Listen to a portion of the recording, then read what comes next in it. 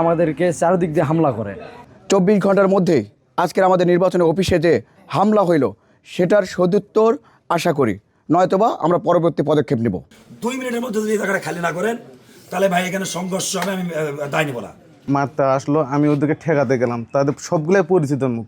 শিবিরে আমরা তাদেরকে বড় ভাই হিসাবে মানি। আমাদের জাহিদ ভাই বলতে যে কোনো ক্রমেই কারো উস্কানিতে পাওয়া দেওয়া যাবে না আমাদের প্রার্থী, তুই সবাইকে তুমি শান্ত করো।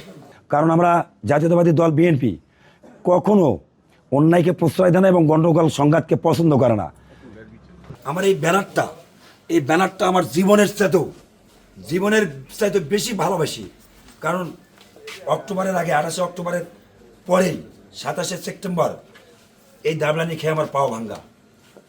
আমি 70 বছর আমি বাড়ি থাকতে পারি নাই। আমার মধ্যে যে কি নির্যাতন হচ্ছে, এই ব্যানারটাকে আমার পরিবারের সাথে বেশি ভালোবাসি, যার কারণে এই ব্যানারটাকে অসম্মান করছে তারা। নির্বাচনে যে আচরণবিধি এবং আইনকে শ্রদ্ধা রেখে সবাইকে শান্ত রাখছি। এখন আপনাদের কাছে আমরা বিচার পাচ্ছি। আমাদের 2 ইউনিয়ন সমন্বয়ে বাদ আসর আমরা আমাদের মিছিল করলাম। মিছিল চলাকালে জামাত থেকে আমার কাছে একটা মেসেজ আসে আমাদের এক মাধ্যমে যে ওনারা বাদ মাগরিব ওরা মিছিল দিবে। তখন আমরা আমাদের যেহেতু মিছিল পরে আমাদের পথসভা ছিল, আমাদের অনেক বক্তা ছিল, ওনাদের মিছিলের কারণে আমাদের মাগরিবের যখন আজান দেয় ঠিক ওই মুহূর্তে আমাদের সাবেক জেলা বিএনপির সাংগঠনিক সম্পাদক মকবুল রহমান গুরকি ভাইয়ের বক্তব্য শেষ করেই আমরা কিন্তু আমাদের মিছিল সমাপ্ত ঘোষণা করছি। যার যার মতো তাইতে আমাদের গন্তব্যস্থানে চলে গেছে। মাগরিবের পরে ওনারা মিছিল বের করছে ওই যে শিয়ালনগরের রাস্তা থেকে। আমাদেরকে আসলো আমজাদ যে ভাই এখন আমরা মিছিল করতে পারি কিনা। আমি বললাম যে ভাই ঠিক আছে আপনারা মিছিল করেন, আমাদের কোনো আপত্তি না, আপনাদের জন্য আমরা সম্মান দিয়ে গেছি, আমাদের মিছিল আমরা কিন্তু স্থগিত করে দিয়েছি, আমাদের সমাপ্ত ঘোষণা করে দিয়েছি। এখন আপনারা মিছিল করতে পারেন, আমাদের কোনো আপত্তি নাই। এখন শেষ পর্যন্ত ওনারা মিছিল নিয়ে আসছে, মিছিল নিয়ে এসে প্রধান সড়ক প্রদর্শন করে আমাদের এখানে যে অফিস, এই অফিসে আসে আমাদের যে 2-3 জন ছিল অতর্কিতভাবে, মাগরিবের পরকার ঘটনা, অতর্কিতভাবে এই অফিসে হামলা করছে। মানে আপনারা দেখেন এই যে ভাঙচুর অবস্থায় আছে, এখানে আমাদের ব্যানার ছিল, ব্যানার ছিঁড়ছে, মানে আমাদের রক্তের উপর ওরা হাত দিছে। তারপরেও খুব কষ্ট করে, খুব রিকোয়েস্ট করে আমার দলের ছেলেকে শাসন করে কোনো মতে পরিবেশটা কন্ট্রোল করছে। আমাদের যে প্রার্থী অধ্যাপক ডাক্তার এজেএম জাহিদ ভাই, জাতীয় স্থায়ী কমিটির সদস্য, উনি আমাকে বলছে যে তুমি পরিবেশ কন্ট্রোল রাখো, আমাদের কোনো গণ্ডগোলে জড়া যাবে না। আমি ছেলেদেরকে খুব কষ্ট করে কন্ট্রোল করছি এবং আমরা প্রতিবাদ মিছিল করছি। প্রতিবাদ মিছিল করে এখানে আমরা আবারও প্রতিবাদ সমাবেশ করছি। প্রতিবাদ সমাবেশের মাধ্যমে আমাদের ছেলেকে শান্ত করছি এবং এখন পর্যন্ত আমাদের দলীয় নেতাকর্মী এবং সাধারণ ভোটাররা এখন পর্যন্ত শান্ত অবস্থায় আছে। ইতিমধ্যে আপনারা দেখছেন সেনাবাহিনী আসছিল, পুলিশ আসছিল, ওনাদের সাথে আমরা কথা বলছি, ওনারাও পরিবেশ শান্ত রাখার জন্য আমাদেরকে ধন্যবাদ জানাইছে। কারণ আমরা জাতীয়তাবাদী দল বিএনপি কখনো অন্যায়কে প্রশ্রয় দেয় না এবং গণ্ডগোল সংঘাতকে পছন্দ করে না। আমরা যেহেতু আইনের প্রতি শ্রদ্ধাশীল, আইনের প্রতি শ্রদ্ধা রেখেই আমরা ওনাদের কাছে আমরা বিচার চাইছি। আমাদের এই পার্টি অফিসে কেন ন্যাক্কারজনক ঘটনা ঘটলো, যেহেতু আমরা আইনের প্রতি শ্রদ্ধাশীল, ওনারাও আমাদেরকে আশ্বস্ত করছে। এই আশ্বস্তের উপরে আমরা বিশ্বাস করি যে এর বিচার আমরা সঠিকভাবে পাবো, যথাযথ আমরা এর বিচার পাবো। ওনাদের এই আশ্বাসটা আমাদেরকে করছে।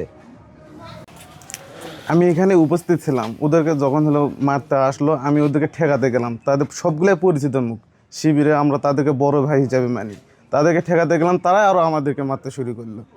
এই মনে কর টানাটানি হিঁচড়া লাগিয়ে দিয়েছে, কে কাক মারে, এলো পাতারি খুব বেশি লাগছে, ফিরে গেছে, সবাই মিলে টানাটানি, আঘাত বেশি বুকেই, কোমরে লাগছে, পায়ে লাগছে, আবার সবাই তো আমাদের উপরে উঠছে।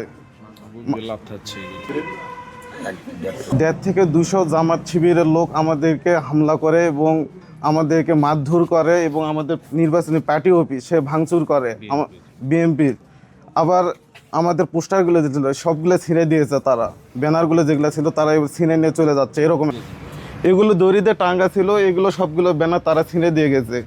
আবার অনেকগুলো ব্যানার তারা ওই দিকেও নিয়ে গেছে ছিঁড়ে নিয়ে।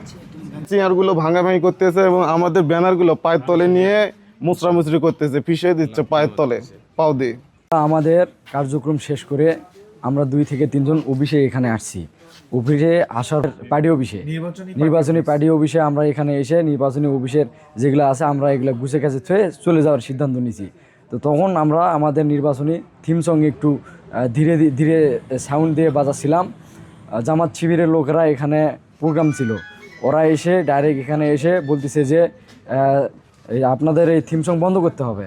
তা আমি বলতেছি ভাই সাউন্ড আমি কমে দিচ্ছি, সমস্যা না, আপনারা আমাদের করেন। এই বলে ওরা আর কিছু না শুনে আমাদেরকে চারদিক দিয়ে হামলা করে। এখানে আমি ছিলাম, আমার হাত একজন এইভাবে পিছন দিক দিয়ে ধরছিল, ধরে একজন আমার গলায় হাত দিছে, দিয়ে আমাকে ফেলে দিয়ে আমাদেরকে মানে মাটিতে গড়াগড়ি করতেছে সবাই, মানে অনেক কজন এলো পাতারি মানে হামলা করছে। আমি কাউকে ঠিকমতো দেখতে পাইনি, কিন্তু ওরা পা দিয়ে হাত দিয়ে যেটাই পাইছে সেটাই দিয়ে আঘাত করছে, আমার মানে গলাতে লাগছে, এগুলা টানাটানি করছে এবং শেষ পর্যায়ে আমার উপর হাতুড় নিয়ে মাথাতে আঘাত করছে আসছিল। তখন আমাদের দলীয় কর্মী নেতারা এসে বাধা দিয়েছে, এই জায়গায় আমি বেঁচে গেছি, না হলে হয়তো বা আমি আজকে মরেও যেতে পারতাম। আমি আহসান হাবিব রনি, 5 নং পরিমারা ইউনিয়ন ছাত্রদলের সভাপতি।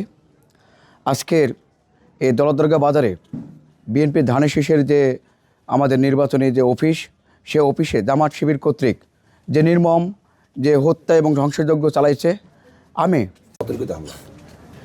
এই নির্বাচনী অফিসে যে অতর্কিত হামলা চালিয়েছে যে জামাত শিবিরেরা, তাদের প্রতি আমি নির্মম ঘৃণাবোধ জানাই।